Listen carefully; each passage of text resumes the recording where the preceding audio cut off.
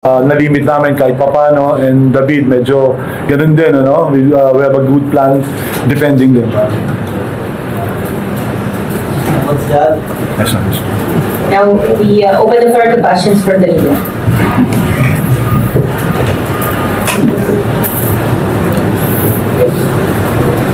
Okay, parang nung fourth quarter, tatlong yata na 13 and 1, 4.3. At malaking bagay yun na nakatulong yun sa panalo ng tunay. Laki rin pumapasok ko ng tira ko kasi pag nagka-cloud sila kila Josh at Calvin, malilibre kami mga guys. So, ayun yung opportunity namin after natin mag-rate para sa amin. Dahil masakit yung pagkatalo nung last time, kumusta yung team after noon, nung napag-usapan nyo, paano nyo kinalimutan yun in preparation for this game? After nung game last time, nagkaroon kami parang game together na bago kami mag-break. Tapos, sinabi ng mga coaches at ng management na kalimutan na yun kasi mahaba pa naman yung season. Nung pagbalik namin nung 2, siguro nag-prepare kami ng maayos para hindi na maulit yung ganong breakdown sa football.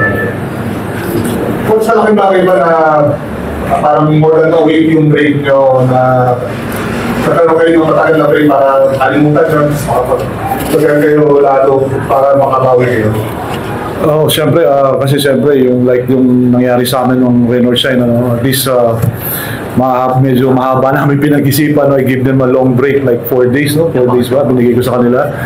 And sabi ko sa kanila na nangyayari talaga yan, no? Ako, ilang beses na nangyari sa akin yan. So, instead of pagalitan ko sila, no, sinabi ko na lang yung part of going, parang mag-isang team, no? Dadaan talaga sa kanya. So, we'll learn from that mistake na huwag mangyari ulit. Kung ano yung nangyaring yun, wag na natin gawin ulit, no? And importante talaga yung game plan. Yung kung yung game plan namin, coaches, sumunod sila. Doon naman pumupunta naman kami, lumalaban kami sa huli. Coach, si Josh naman, paano niya tinake yung nangyari? I know Josh, no, before pa sa pera, no, medyo, siyempre, iba yung culture nila, no. Then going here, siyempre, ako naman yung pumunta sa kanya. And malaki talaga in-improve niya, no. So, he's part of this, tong Northport pa dati, then going to Titan, sinabihan ko naman siya na one of the core ka rito, Alvin, Fran, mga veterano rito, kayo magdadala. And that moment na nagkita-kita kami, small party kami, kinausap naman niya ako na inaamin din naman niya sa sarili niya yung pagkakamali niya. Then he sent me a video what happened in NBA, no, same scenario, no. Sabi ko lang sa kanya, forget it, then we learn from that mistake, go up, and 6 games mo, and nanalo naman kami ngayon, so magandang panimula ulit sa amin. And one more question. Coach,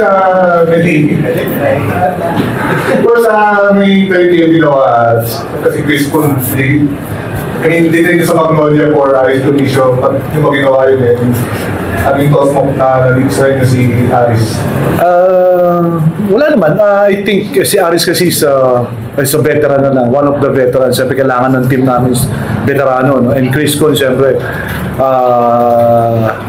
now going to Magnolia, no, malaki maitutulong niya rin doon. And I think that system magiging fit siya doon. Then going here si Aris, I talk to him na hindi ka na rookie dito. Bago ka lang sa team, pero hindi ka na rookie dito. Kailangan kong tulong mo. Then kahit pa paano, medyo nag-a-adjust pa rin sila. So, more games siguro before we have 5 more games. No? Sana in 5 more games, makasilat ulit kami. Makuha namin mga panalo dun sa dapat namin talunin. Makasilat kami dun sa malalakas. Siguro, hopefully, makapasok kami sa quarter. Pati sila kumain na ba? Ha? Pati sila kumain na. Dati nagtsambahan ko dito pero hindi ko lang alam ngayon. And that concludes our post-game press conference. Thank you, gentlemen, for your time. Thank you.